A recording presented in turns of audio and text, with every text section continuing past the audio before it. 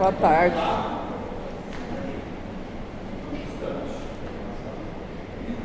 Não quer ficar perto da namorada. Certo, vamos falar um pouquinho de parvovírus hoje, depois de herpes vírus, depois de papiloma vírus. E nisso daí já vamos vendo aí, já deu 20 vírus que a gente falou. Dentro das classificações importantes já vão estudando. Se der tempo a gente já entra em rubéola também. Vamos utilizar o mais rápido possível. Pois é, não foi esses slides. Parvovírus, eles são pequenos. Os detalhes mais importantes, como a gente falou na última aula do vírus, é que parvovírus é um vírus pequeno. Ele não possui envoltura, é desnudo totalmente. E ele é importante para a gente aqui dentro da hematologia, pediatria principalmente, e dentro do que a gente fala mais importante aqui é quando a gente fala pediatria, por causa de uma patologia em particular, muito conhecida por nós médicos. E o mais importante aqui para a gente é diretamente o parvovírus. Observem que ali vem falando que é importância clínica, impacto clínico, principalmente dentro do quê? Porque a gente fala pediatria, significa que os nossos pacientes mais afetados aí são pacientes o quê? Pediátricos. Então, de detalhe que é importante aqui a gente se ligar, principalmente, é que ele é um vírus que não possui envoltura e é um vírus de DNA. Certo? É um vírus de DNA, essa parte que é importante recordar. E algo que é importantíssimo aqui é que ele tem tropismo diretamente pelas nossas hemácias, pelas células eritróides, por hemácia. Então, principalmente, ele gosta de fazer o seu processo de replicação dentro das hemácias. Aí a gente já pode pensar que a patologia ela está principalmente relacionada às nossas hemácias, certo? Então aqui, como falamos, o B19, o parvovírus B19, ele é de interesse. O bocavírus ele foi recentemente, descoberto recentemente, entre aspas, 2005, tem 20 anos. Ainda querendo ou não, é um vírus ainda para gente novo, pouco estudado, poucos casos. Agora o B19, o vírus B19, não, ele é de interesse para a gente. E ele vem causando uma série de patologias, e uma das mais importantes aqui é o que a gente chama de eritema infeccioso. Eritema infeccioso. Eritema infeccioso. Eritema, vermelhidão, certo? Infeccioso. Pode causar crise aplásica transitória. O que seria aplásica? Ele pode levar a uma depressão do nosso sistema o quê? Ou seja, das nossas hemácias, uma diminuição muito grande. A gente fala uma crise aplásica, pode reduzir muito as nossas hemácias de forma transitória, porque a gente consegue ainda reverter o quadro. Hidropsia fetal, isso aqui é por destruição diretamente, aí, por isso tem um probleminha quando a gente falou aqui dentro do quê? Da ginecobstetrícia também, porque pode afetar também o quê? O nosso feto. E causar acúmulo de líquido também no feto. E esse acúmulo de líquido se deve à destruição principalmente de hemácias. Muito bem. De hemácias. Anemia crônicas em pacientes que são imunodeprimidos. E síndrome que a gente fala papular por em guantes e meias. A gente vai ver separadamente cada uma delas. Tem essa característica e esse nome de pápula diretamente, em forma diretamente de luvas e meias, porque o paciente tende a ficar justamente o quê? Com o formato das mãos, avermelhado e edemaciado, e também os pés, os dois lados. Por isso que ele tem essa característica que a gente fala síndrome da luva e da meia. Essa característica, normalmente, como eu falei, ele tem tropismo por células sanguíneas, significa que ele tem mais afinidade para o nosso sistema sanguíneo, hematológico. E isso é importante. Então, parvovírus é um vírus de DNA diretamente, e sabemos que ele tem tropismo por nossas hemácias. E os problemas relacionados ao parvovírus B19 está relacionado diretamente ao tropismo que ele tem, a afinidade pelas nossas hemácias.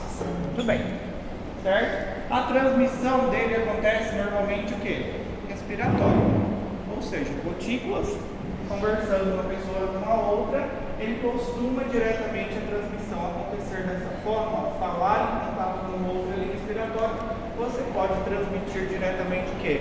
O vírus. Se detecta no sangue, a gente só consegue detectar a partir do 5º e 6º dia depois que o paciente tem o quê? Processo infeccioso.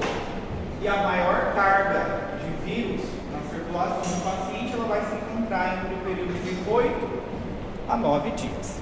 Aí é onde aparece o maior quadro de viremia. E durante esse processo aqui, o paciente pode manifestar sintomas muito parecidos com a gripe. São muito sintomas gripais que a gente fala em específicos. Parece que ele tem uma gripe. Mas na realidade o paciente está com um quadro de parvovírus B19. Certo? Então aqui, recordando que a gente vai falar dela separadamente, do que ela está associada clinicamente, lembrar que ela tem tropismo pelas nossas hemácias, lembrar que a forma de transmissão é respiratória e que normalmente a gente só vai conseguir detectar a partir do 5º dia nos métodos de laboratório. E a alta carga virêmica ela vai ser detectada, vai aparecer mais ainda a partir do 8º e 9º dia. Bem? E aqui é quando o paciente começa a apresentar sintomas. Quais são os sintomas? Na fase que a gente fala fase inicial, é no início diretamente da fase, normalmente aqui a pessoa pode ter febre, um quadro febril, essa febre normalmente pode ser alta, mal-estar no corpo de forma geral, dor muscular, mialgias por todo o corpo, sente muito mal-estar e um quadro que a gente fala pseudogripal, parece muito com o quê? Com um quadro gripal, sendo que na realidade ele vai estar com um quadro de parvovírus, certo? B19. Nesse caso aqui, nessa fase é quando começa, na fase inicial, causar uma supressão das minhas células, o que? Sanguínea, na eritropoiesis. Começa a diminuir diretamente o que? A febre, começa a suprimir quem? As nossas hemácias, começa a ter uma redução nesse período. Depois começa a ter o tropismo, que a gente fala o quê? Esse tropismo eritroide é o tropismo, a afinidade pelas nossas hemácias, que aqui no adulto principalmente é o quê? A medula óssea, que é responsável por produzir nossas células sanguíneas, e no feto, quem que é responsável principalmente? O fígado. Então aí a gente vê dois locais que pode explicar diretamente o porquê o nosso paciente vai ter um quadro aqui principalmente, que a gente fala o quê? De anemia. Se você verificar o seu paciente, ele tem sintomas gripais, muito parecido com o resfriado, mas ele é um paciente que vai estar com um quadro anêmico, reticulocitopenia, as hemácias jovens vão estar muito menor e pode chegar até mesmo que é uma supressão da produção das nossas células sanguíneas. A gente fala de aplasia medular. Tem uma supressão, uma diminuição. Isso por causa do nosso vírus. Entenderam? Até aí tudo bem? Sim? Sim, Ingrid? Eu tô magra ainda. O que aconteceu nas férias? Trataram de você direito? Seu lá, hein? Tá, foi do sol. Certeza. Então, nesse caso aqui, a gente vê que na fase inicial, o que marca a clínica do paciente, principalmente, é que ele vai parecer muito que o quadro dele é uma gripe, síndrome gripal, pseudogripal, falsa gripe. O paciente vai ter febre, mal-estar, vai se sentir mal, certo? Só que a nossa maior preocupação aqui, principalmente, são os pacientes que pediátricos e as nossas gestantes, certo? Adulto pode passar a desenvolver um quadro de parvovírus B19? Pode, só que os sintomas são mais o quê? Leves. São sintomas leves. Não é tão brusco, a não ser que seja um paciente o quê? Imunossuprimido. Muito bem, certo? Então, para recordar, o B19 ele vai afetar principalmente aí quais células? Nossas células sanguíneas. Então, no feto, quem é responsável em produzir inicialmente as células sanguíneas é o fígado. No adulto, medula óssea. Super. Porque isso são achados que são importantes, que vocês se recordam na hora de ler o caso clínico, para que vocês possam interpretar diretamente Observem aqui que a crise, quando a gente fala crise aplásica transitória, vai levar a uma supressão das células sanguíneas.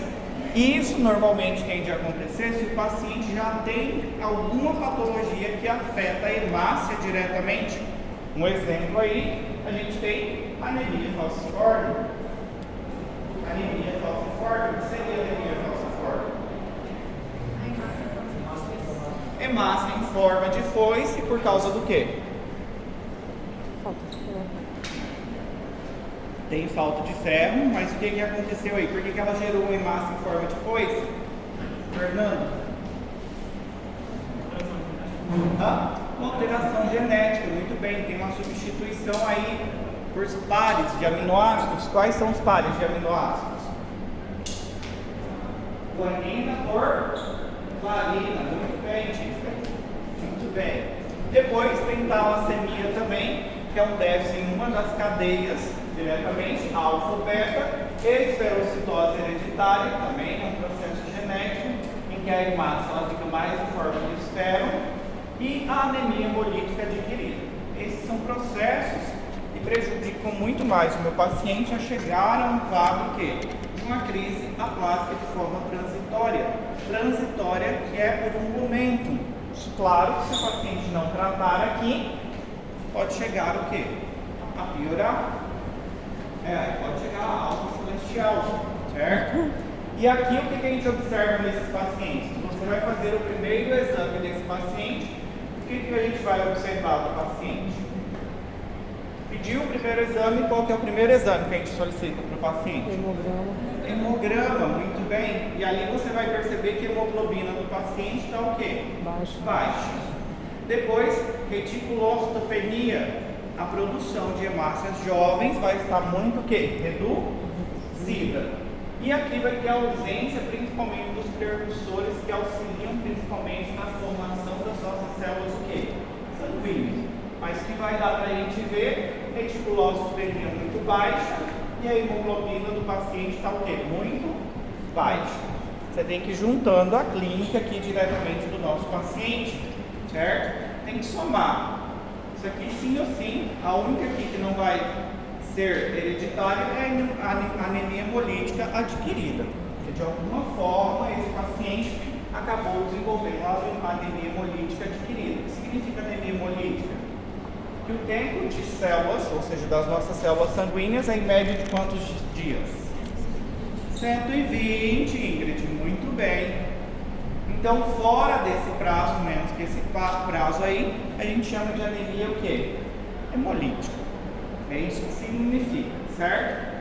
Aqui o que acontece? Nesse caso, acaba sendo uma urgência hematológica. Porque esse paciente está com a hemoglobina dele muito o quê? Baixa e ele não está tendo o quê? Glóbulos vermelhos. Então é uma urgência hematológica. Se esse paciente não tratar ele rapidamente, ele vai chegar a óbito, ele vai complicar e ele vai óbitar. Porque as nossas hemácias, elas são responsáveis por carregar o quê? Oxigênio. Carregar oxigênio, vai começar a faltar oxigênio em vários o quê? Tecidos no nosso órgão, nos nossos órgãos, principalmente a nível de sistema nervoso central. Aqui os nossos anticorpos, eles só vão aparecer depois de 10 a 14 dias que o paciente ele teve o quê? O quadro por parvovírus. Então o IgM, que é importante que faça? Inicial, fase aguda, e o IgG, que é o que? O marcador crônico de imunidade.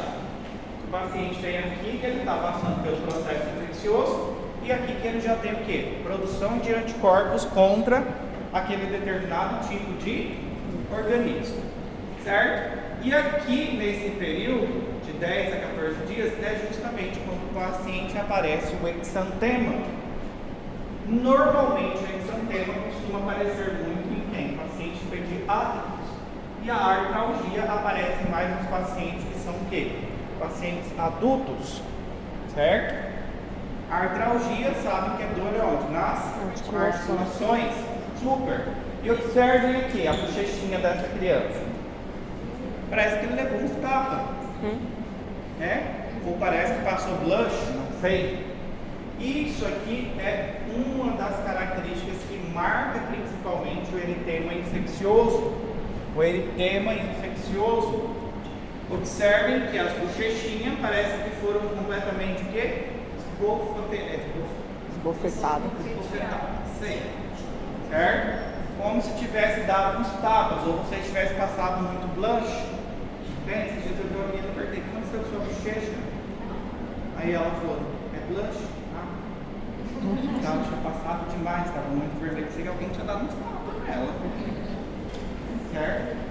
E aqui é o clássico que a gente começa a observar aonde? Na criança. A gente observa na criança.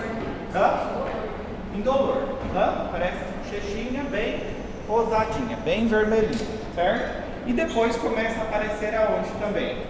Esse exantema maculopapular reticular também acontece aonde? No tronco e extremidade. Isso é o clássico de acontecer em quem? Os pacientes que são o quê? Pediátricos. Então esse aqui é o caso clínico, onde vem contando que a criança teve pseudo sintomas muito característicos com síndrome gripal. E depois de alguns dias, que ela teve febre, no 14º dia, ela vai manifestar essa característica que é o exantema. Vai aparecer exantema onde? Na bochechinha e no tronco e nas extremidades. Bem avermelhada, mas o que marca é muito essa característica aqui. O que marca? Olhou, você começa a investigar a mãe. Por quê? Não são todos os pacientes que vão o quê? Diretamente complicar. Então, muitas vezes a mãe leva o quê? É um quadro o quê? Gripal. Vai tratando como um quadro gripal e depois de uma semana ela acaba indo no médico porque ela começa a observar que a criança ficou muito o quê? Vermelha, principalmente na bochecha e pelo corpo. Aí você entrevistando, a mãe vai contando, ela estava muito com característica de um quadro gripal, ela estava com gripe semana passada, deu uma melhorada e agora o doutor começou a aparecer o quê?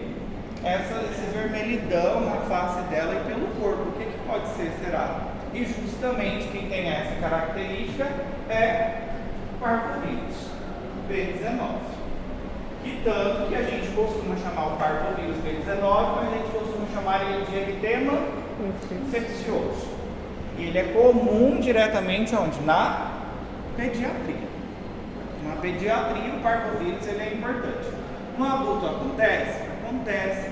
E pode causar quadro normalmente no adulto, como eu falei, o que? De artralgia. Artralgia. Isso aqui pode chegar até no paciente durar semanas, meses ou até mesmo o quê? Anos ele sentir dor, incomodar. Por que só surge depois de 10 a 14 dias? Isso daqui, o eritema infeccioso e diretamente a artropatia, ela se deve principalmente ao quadro onde já teve a produção de IgM e IgG. E esse IgG formou o quê?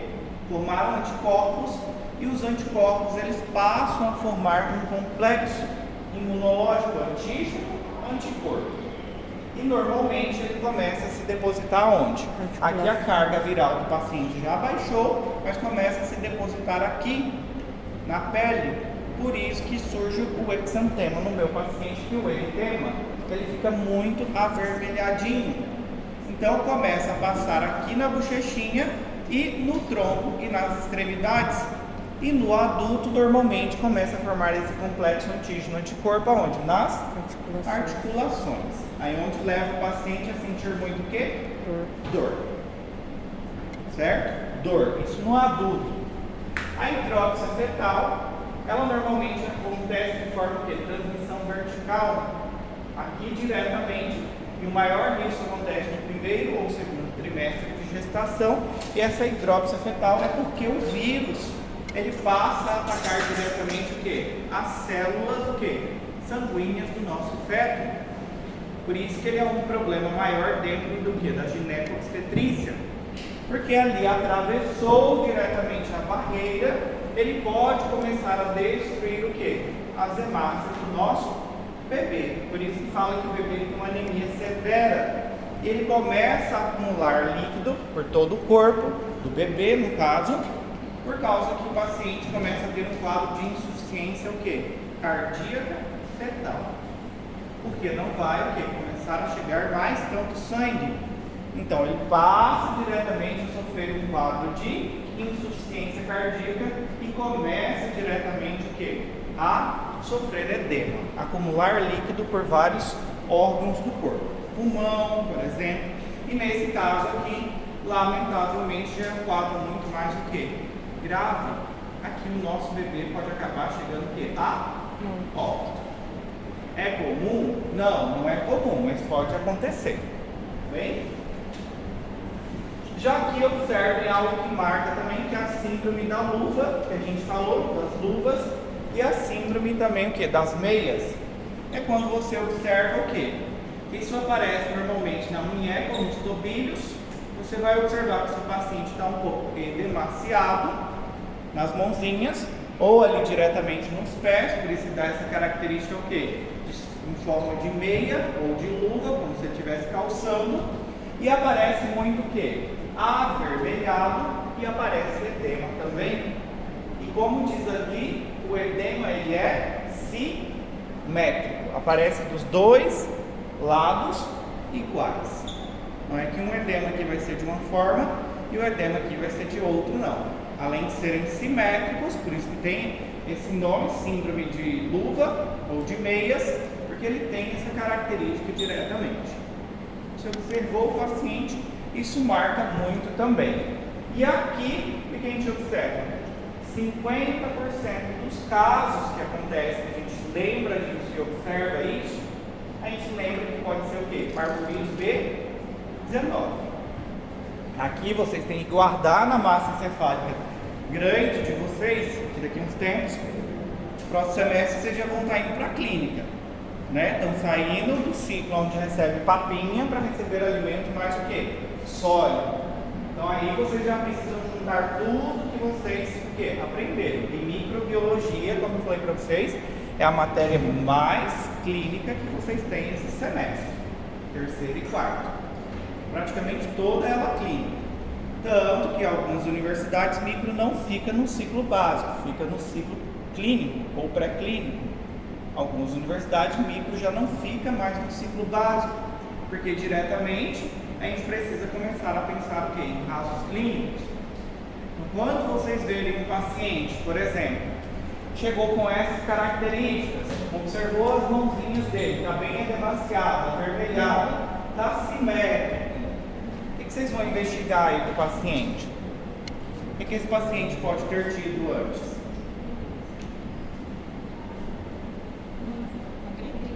Um quadro muito similar ao que é um quadro gripal. Você vai investigando e ele fala para você, eu tive um quadro gripal, doutor, umas semanas atrás, não sabe dizer quando, vai falar, semana passada, ele parecia estar com o corpo ruim, muito mal-estar, e justamente poderia ser um quadro o quê? De parvovírus. E depois ele veio manifestando essas características, que isso se deve principalmente ao complexo quê? Imunológico que é formado, já criou-se anticorpos aqui diretamente, nesse período criou-se diretamente anticorpos, certo? Algumas situações, por exemplo, talvez vocês já acabaram em algum momento tendo quadro de parvovírus. 25% dos pacientes são o quê? Assintomáticos. 50% nem manifesta exantema e os outros 50% que chegam a manifestar o quê? Clínica. Então não é tão comum a gente observar o quê? Casos de parvovírus devido a ele ser um pouquinho de silencioso, mas isso não significa que, por exemplo, a lindinha, que ela esteja com parvovírus, que ela não esteja o quê? Disseminando o vírus, transmitindo. E a transmissão aqui acontece de que forma? Vômito, diarreia. Hã? Vômito, diarreia não é característica dele. Hã?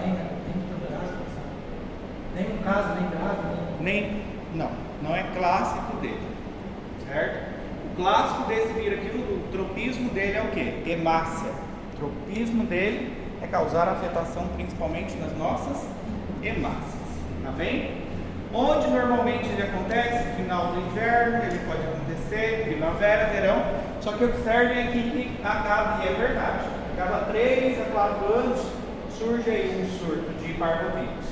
Aparece no hospital. Muito comum.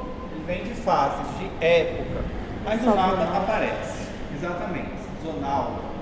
E aí justamente a gente acaba juntando o quê? O quadro do eritema infeccioso, o paciente, a face, que ele parece que levou alguns tapinhos ali, passou maquiagem, certo? E também a crise que a gente observa no paciente, o quê? Aplasia.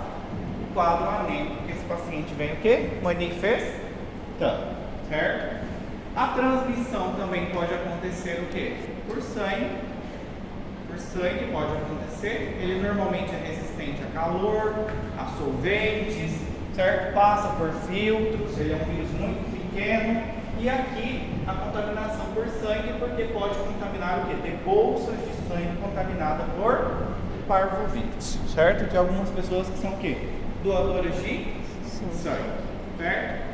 O método normalmente que a gente costuma utilizar para diagnóstico é o PCR. O PCR é um dos que mais acabamos utilizando aqui. É fundamental, principalmente quando a gente tem um quadro de anemia do paciente, ou a paciente nossa, ela está o quê? Gravidinha, embaraçada, certo? E lembrando que o pico direito dele vai acontecer o quê? De 8 a 9 dias depois. Então a detecção ela vai ser mais comum depois do quê? De uma semana, certo? É igual o dengue. Existem outros marcadores também, IgG, mas IgG para a gente vai indicar o quê? Que o paciente já teve um quadro de parvovírus. Aqui, a PCR com detecção do DNA viral acaba sendo a prova de eleição, se caso a gente tem um paciente complicado, um paciente que é aqueles imunodeprimidos, que tem uma crise aplásica. Por que esse paciente está tendo uma crise aplásica? Porque ele não está produzindo células sanguíneas.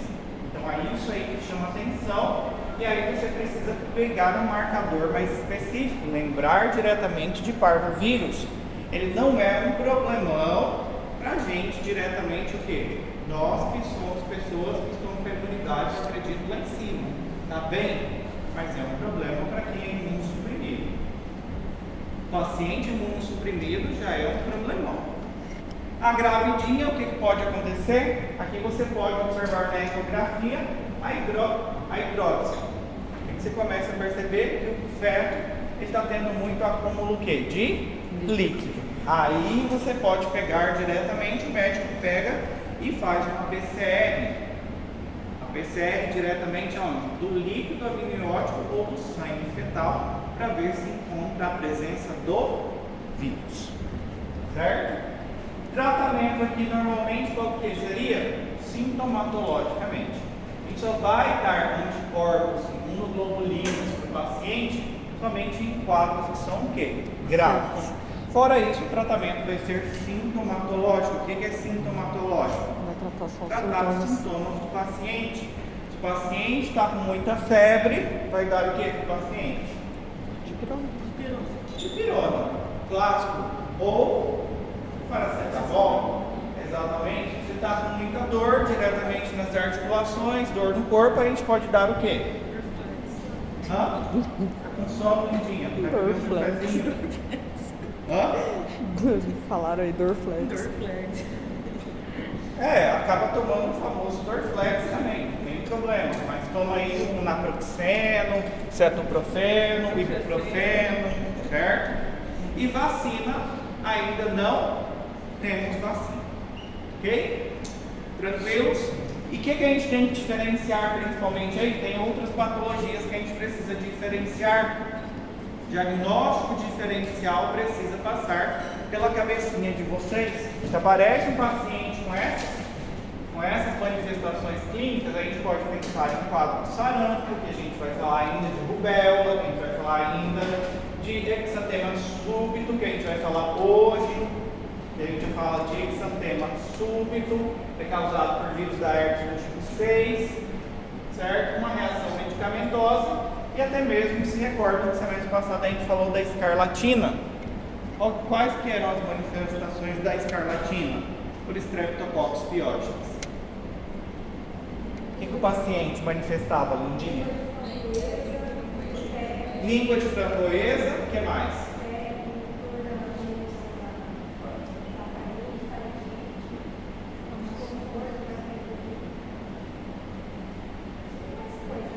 O que mais? Lindinha, pode continuar.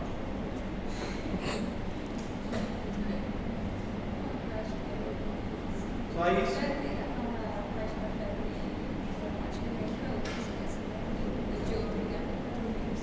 Febre? Tem febre também. Os dois têm febre. Ingrid, quais são as características de escarlatina? Quais são os sinais da escarlatina? Um já falava. Língua em framboesa. Carol? A bochechinha. Normalmente como é que aparece a bochechinha? Com aspecto de quê?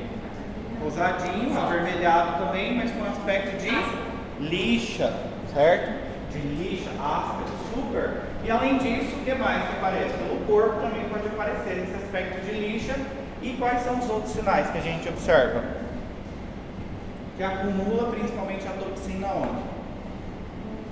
Nas articulações. Nas articulações se acumula. Você vai para a região de dobradura da criança e observa que está muito que avermelhado. Porque a toxina ela se concentra normalmente onde? Aqui, na região de dobradura, principalmente nas bochechas e na língua. Por isso que dá essa característica no paciente que tem o quê? Escarlatina, que é causado por Streptococcus pyogenes. Qual grande, Lindinha? Positivo. Positivo, muito bem, lembrou? Perfeito, certo? Parvovírus não é difícil.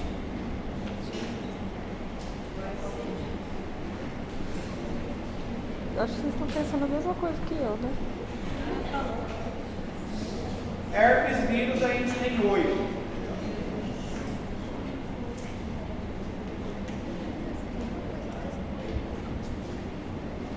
Quando a gente fala de herpes vírus, já podem observar aí que a gente tem o quê? Herpes vírus tipo 1, 2, 3, 4, 5, 6, 7 e 8. Todos aqui são herpes, são tipos de herpes. E todos compartem, como diz aqui, uma característica fundamental. Causam, têm a capacidade de estabelecer uma infecção que a gente fala que de forma latente. E uma vez que o paciente tenha, pode acontecer de ter reativação do vírus. Em algum momento ele pode reativar, certo? E sim ou sim é para o resto da vida. Quem pegou o herpes agora, um beijo aí, saiu beijando todo mundo no carnaval. Seja bem-vindo à sua nova criação. Vai carregar até a morte, até o túmulo. Certo? A gente vai começar falando diretamente que ele é o quê? Quando a gente fala diretamente uma das características, que ele é um vírus o quê? De DNA.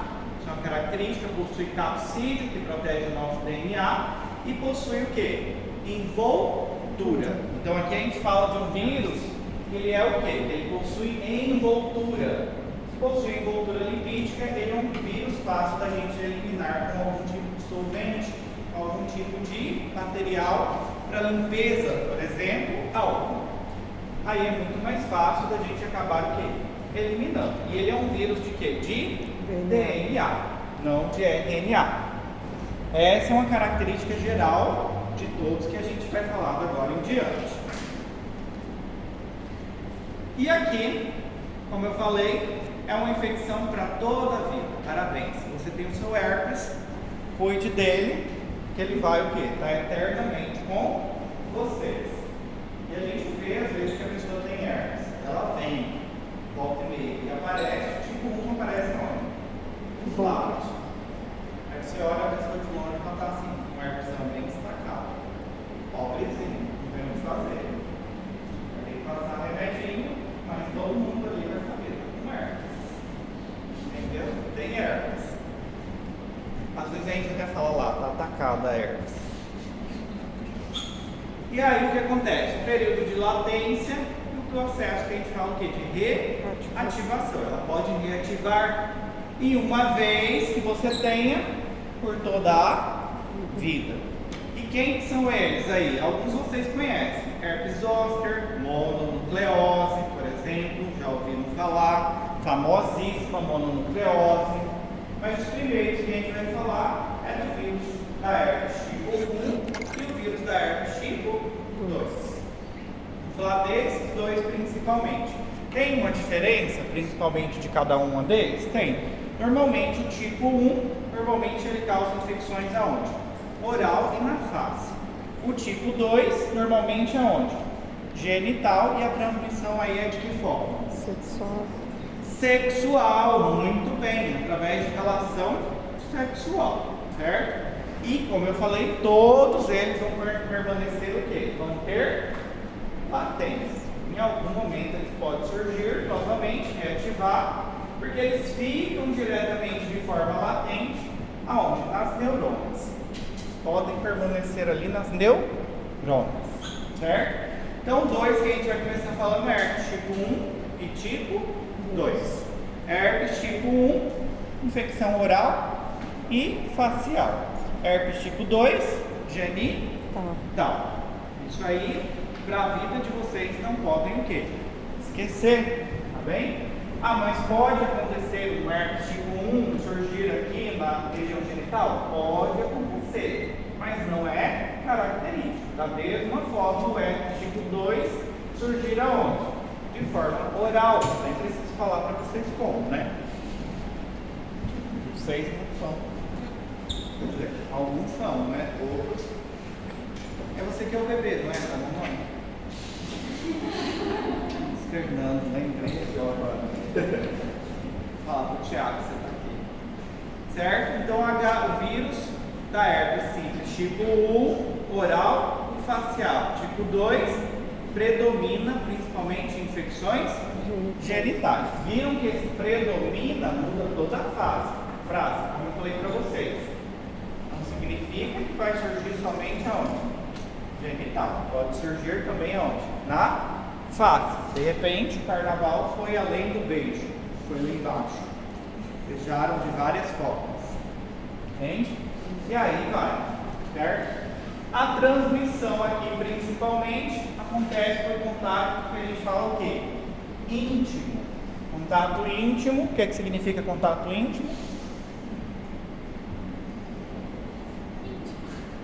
Íntimo, que precisa o quê? Ter contato diretamente, vai ter que encostar na pessoa assim no sim, vai ter que ter um contato íntimo entre o indivíduo que está o quê? Suscetível, e diretamente um vai ter que o quê? Excretar o vírus. Só assim.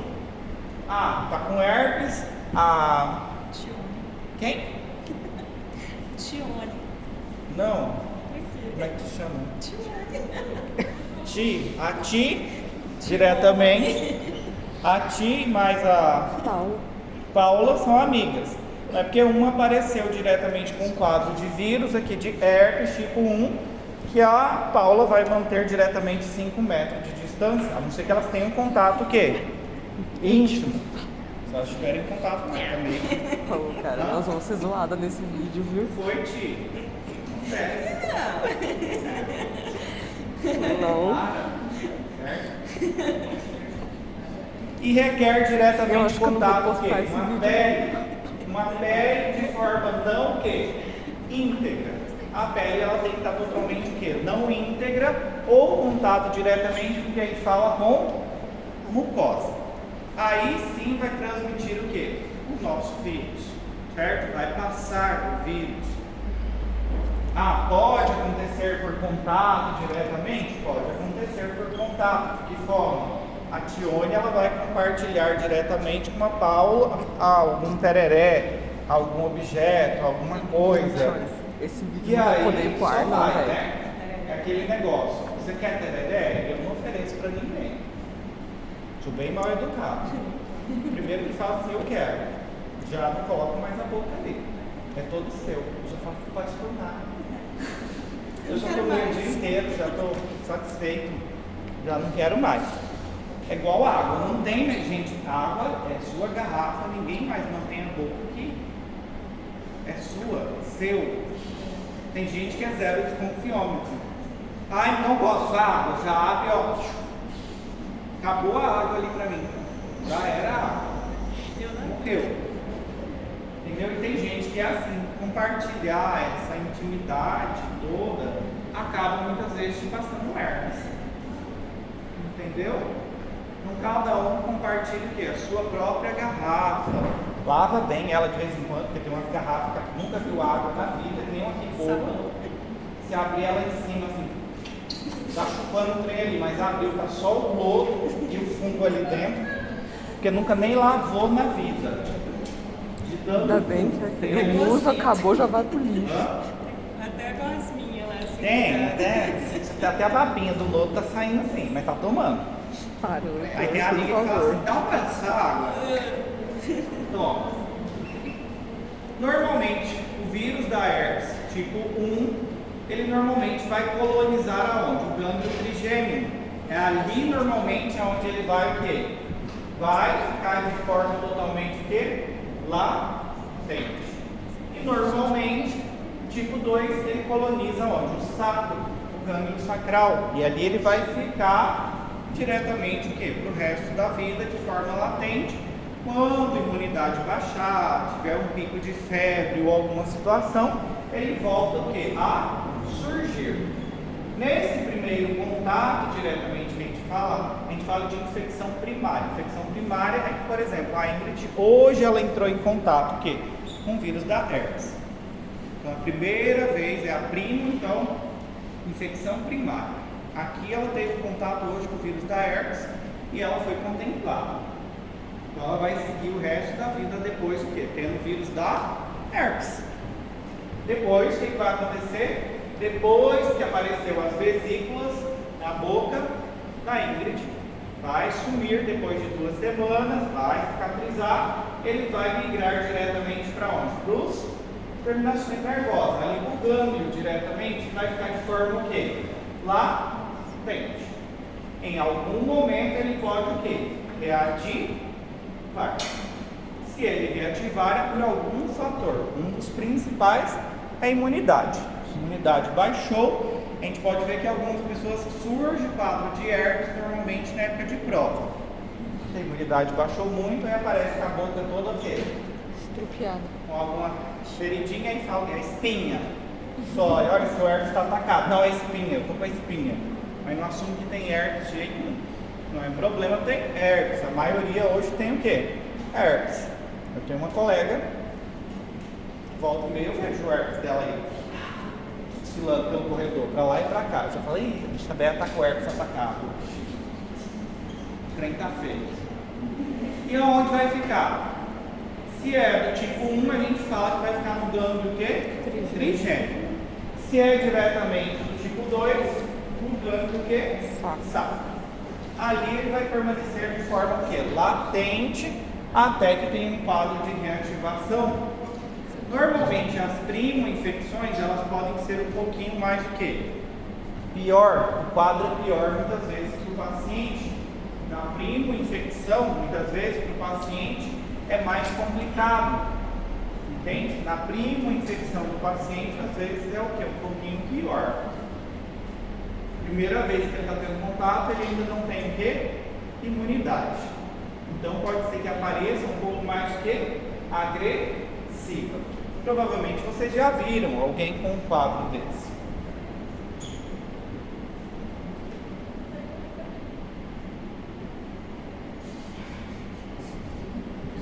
Lindo. Olha aí que bonitinho. Aquela ali é a clássica da gente observar. A bagaceira da primeira show.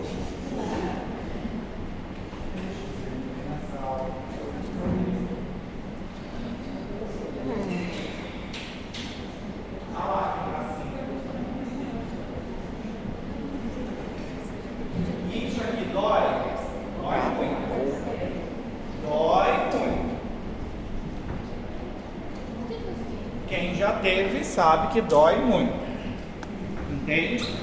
Dói muito, causa muita dor.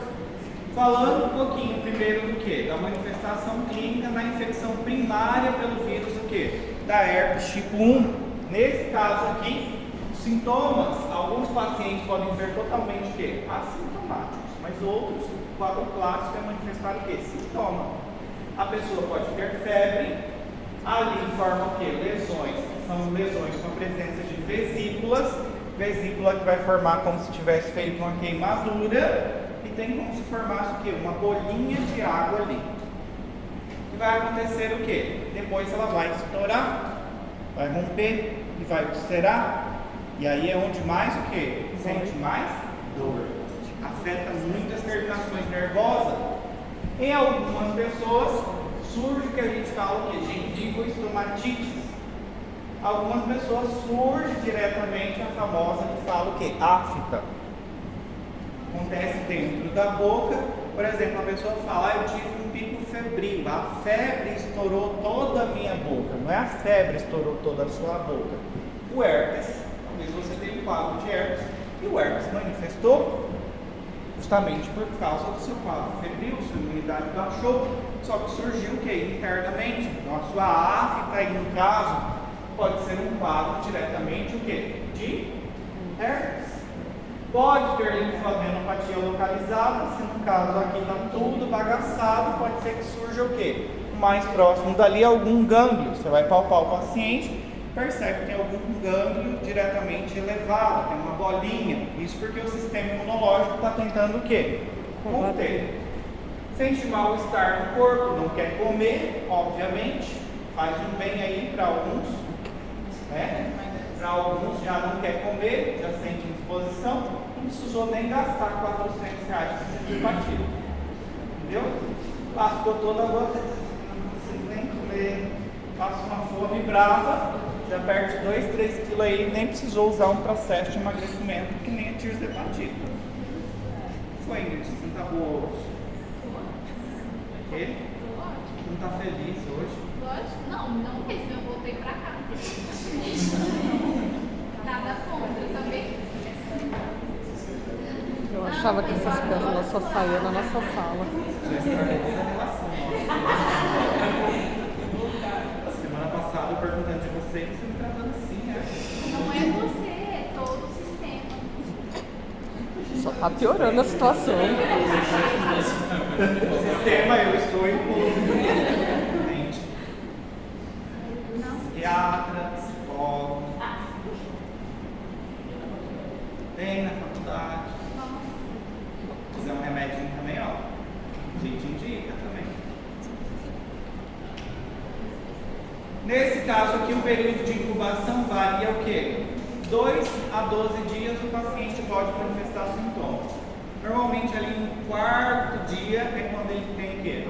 Começa a aparecer o quê? As vesículas. As vesículas é o clássico de aparecer inicialmente no paciente. As vesículas, elas surgem, pode durar o quê? De 2 a 3 semanas. E mesmo que passe diretamente aqui, depois o paciente sente que melhorou, que aliviou um pouco da ardência, da dor, o paciente ele continua ainda o quê? Transmitindo. Continua transmitindo o vírus. Em algumas pessoas pode até mesmo que a infecção primária, onde ela permanece por muito mais tempo no corpo, pode simular até um quadro de mononucleose, que a gente vai falar ainda de mononucleose hoje. Mas a característica que o paciente tem aqui das recorrências é o quê? Dor, ardor, muitas vezes o paciente tem o quê? Uma sensação de picação, de coceira, muitas vezes parestesia, perde um pouquinho da sensibilidade, porque é um vírus que afeta principalmente o quê? As terminações nervosas. E aqui é assim, formou a vesícula, essa vesícula ela vai romper, forma uma pástula e depois forma uma crostinha, isso num período aí de 3 a 4 dias. Depois, a cura total, 8 a 10 dias, mas isso não quer dizer que o paciente não esteja ainda transmitindo o vírus. Essa transmissão dura aproximadamente quanto tempo? A transmissão normalmente ela pode durar até 2 semanas. Paciente. Depois de cicatrizado, Depois de cicatrizado. Ele pode achar que ele está sem disseminar o vírus, mas não, ele ainda continua o quê? Transmitindo. Certo? Aqui observem quais são os fatores que predispõem. Um deles é a febre, como eu acabei de falar para vocês. Outro é o estresse. certo? Muito estressado. Outro diretamente é o quê?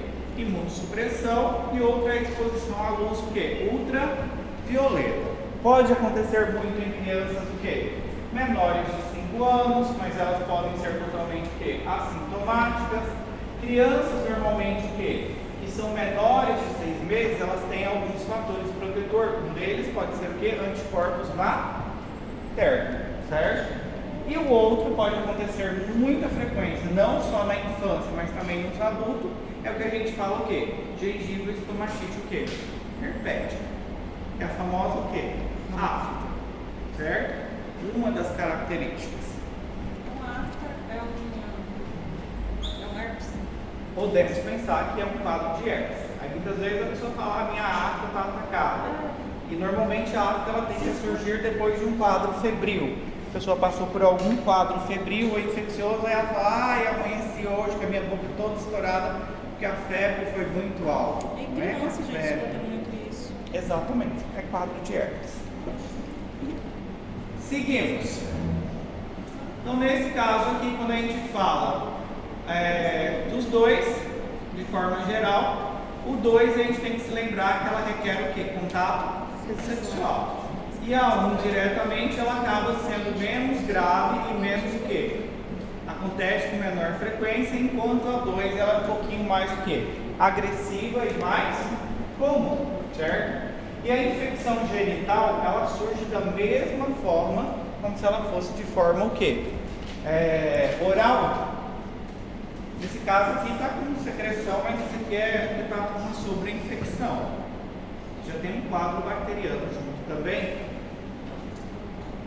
Mas isso aqui deve o quê? Causar muita dor. Imagina. Pergunta aqui para saber. Passar outra imagem mais bonita aqui. Não precisa, doutor, já traumatizou.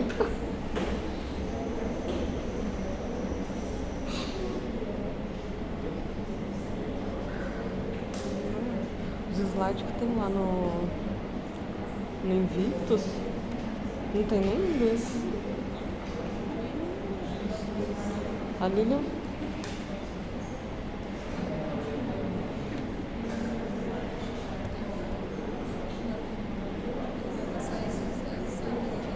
Aqui, que bonitinho. Olha lá, no cantinho da boca. Que bonitinho.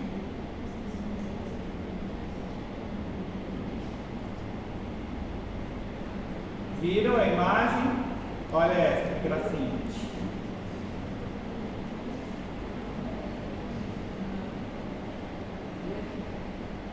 Observem que forma uma vesícula e o paciente vai reclamar muito o quê? De ardência, arde muito, como se tivesse o quê? Queimando. Aqui no meninão,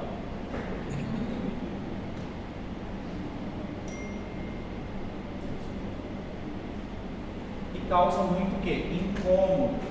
E nesse caso aqui, o paciente ele pode o quê? Simplesmente evoluir porque a gente fala o quê? Que ele acha que ele curou. Por quê? O paciente nesse quadro aqui, quando ele está com esse quadro aqui genital, na prima infecção, faz igualzinho acontece o quê? Na boca. Forma uma mácula, pápula, vesícula. Essa vesícula vai estar cheia de líquido, rompe e depois automaticamente ela vira o quê? Uma úlcera. Tem uma alta replicação viral e aqui, normalmente genital, por até 3 semanas a pessoa pode o quê? Passar o vírus. Pode sair disseminando. É mais grave, claro, em mulheres. Por que é mais grave em mulheres? Transmissão fetal.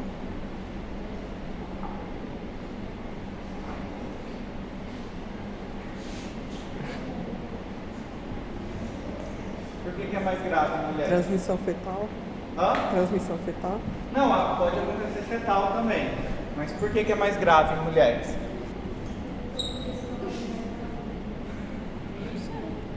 Estou imitando a Ingrid agora. Tá me olhando só assim.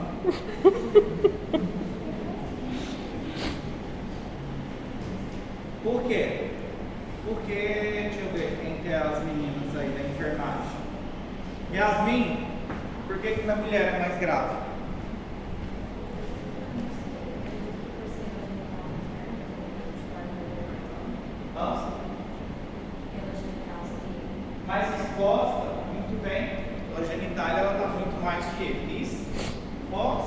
certo? A mucosa ficar muito mais exposta, por isso que na mulher o quadro pode ser um pouquinho mais o quê? Complicado, ela pode sentir muito mais. Imagina um quadro desse, a paciente deve estar sentindo muito o quê?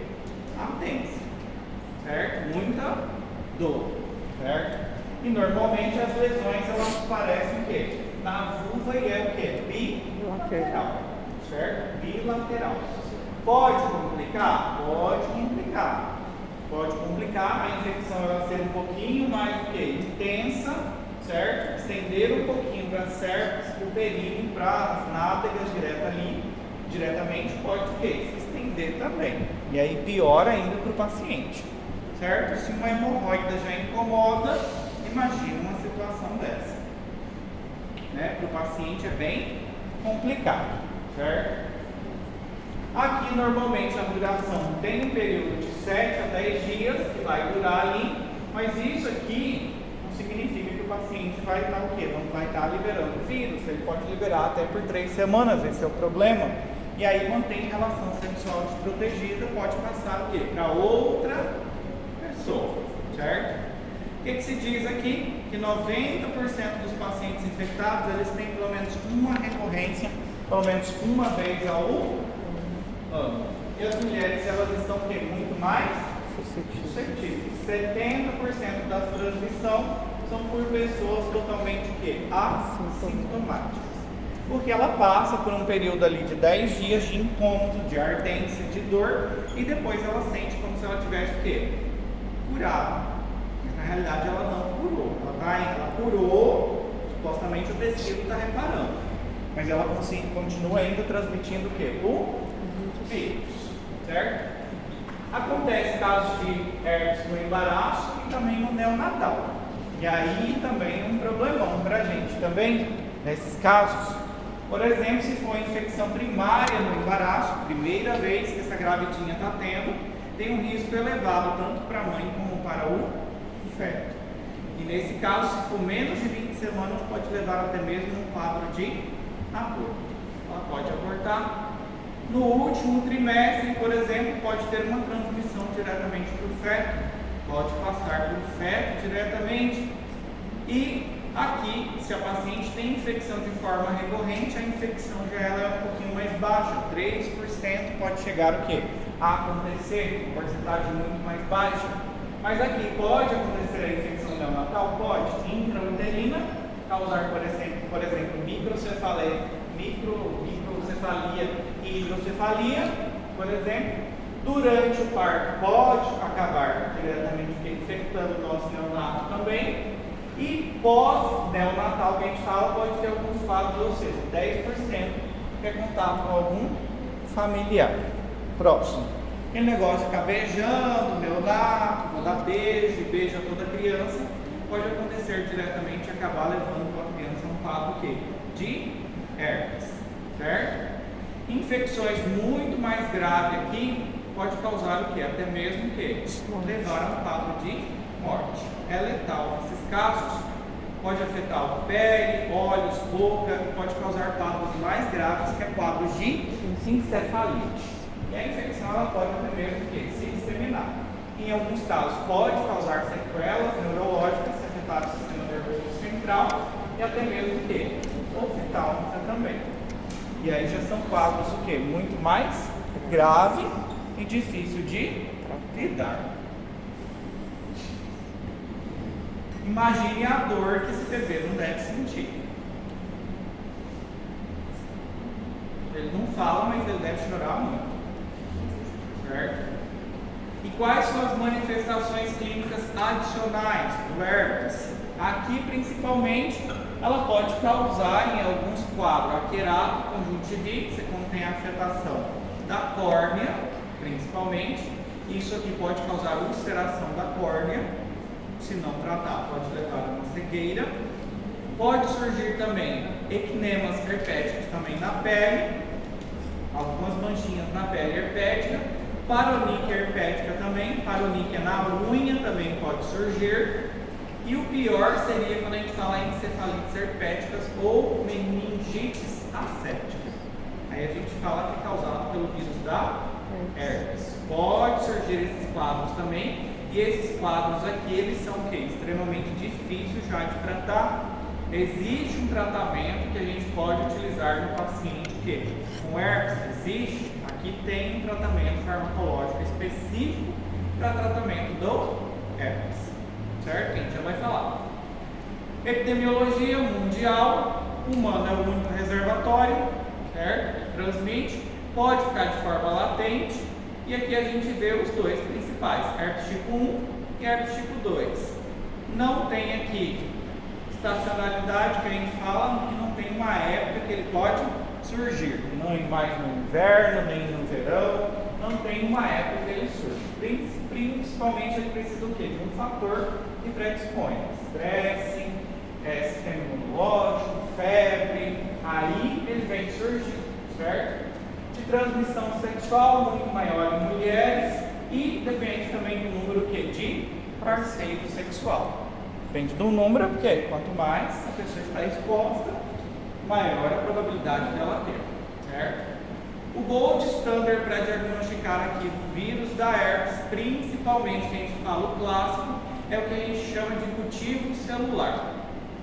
Esse seria o gold standard para a gente fazer o isolamento do nosso vírus, certo? Outro que a gente pode utilizar aí é a PCR. PCR seria outra opção. Esse é imunológico, certo? Imunológico. Essa seria outra opção que a gente vem utilizando. ELISA também é outra opção que a gente pode, ou seja, solicitar para o nosso paciente. Só que normalmente herpes, vocês viram que herpes é fácil da gente acabar o quê? Detectando, não é difícil. Principalmente por causa do quê? Da sua característica das lesões. Não é difícil. Então muitas vezes a clínica você já acaba nem solicitando um quadro que um exame imunológico aqui para o paciente. Então PCR seria uma opção, ELISA, só que o gold standard aqui seria o isolamento que através do cultivo do nosso vírus. Tratamento. Como que a gente pode tratar o paciente? Aqui quem já teve herpes sabe qual que é o tratamento. Muito bem. Aciclovir é o clássico que utiliza para tratamento de herpes, ou diretamente a gente fala valaciclovir ou ganciclovir também, tem outras. Então todos os aciclovir é um dos mais utilizados porque ele inibe diretamente o DNA polimerase viral, por isso que ele é um fármaco que ele é utilizado no tratamento. Aqui não é sintomatologicamente, certo? Aqui a gente vem utilizando aciclovir ou valaciclovir para tratar os nossos pacientes. Tem essas duas opções no tratamento de herpes. Lamentavelmente a gente ainda não tem uma vacina, não existe vacina ainda para herpes, não tem como vacinar ainda contra herpes. A pessoa que tem herpes, ou seja, não tem nenhum tipo de vacina. O método de prevenção eficaz seria a utilização do quê? Preservativo ou celibato, certo? Celibato ou preservativo seria duas formas. No embaraço, se a gente vê que a nossa gravidinha ela está com um quadro de herpes, o que a gente pode fazer? Fazer um quadro eletivo, escolher o quê? Cesárea. Hoje a gente preconiza muito que o parto seja o quê? O parto normal, é melhor para o bebê, é melhor para a imunidade do bebê, para a mãe não deve ser tão bom, né? A vacina que tem de herpes, então é para o herpes para outro tipo, É, não para outro essa. tipo, não para essa. Certo? Tem para um tipo de herpes, mas não para essa. Certo? A minha mãe vai tomar. O médico E mandou ela nesse tomar. caso aqui, a gente sempre tem que observar. Se a mamãe, lá na hora do parto, chega ou você observou que ela está com um quadro de herpes tipo 2, e aí você tem a opção de o quê? Solicitar e encaminhar ela para o GO ou avisar o GO para que aquele parto vai ter que ser o quê? Uma cesárea letiva, vai ter que escolher a cesárea para evitar diretamente o contato da criança, certo? Varicela, vírus da varicela, a zoster, herpes zoster, provavelmente vocês já escutaram falar, Só pra vocês beberem uma água e a gente segue com esse daqui. E um café. Vocês estão meio dormindo.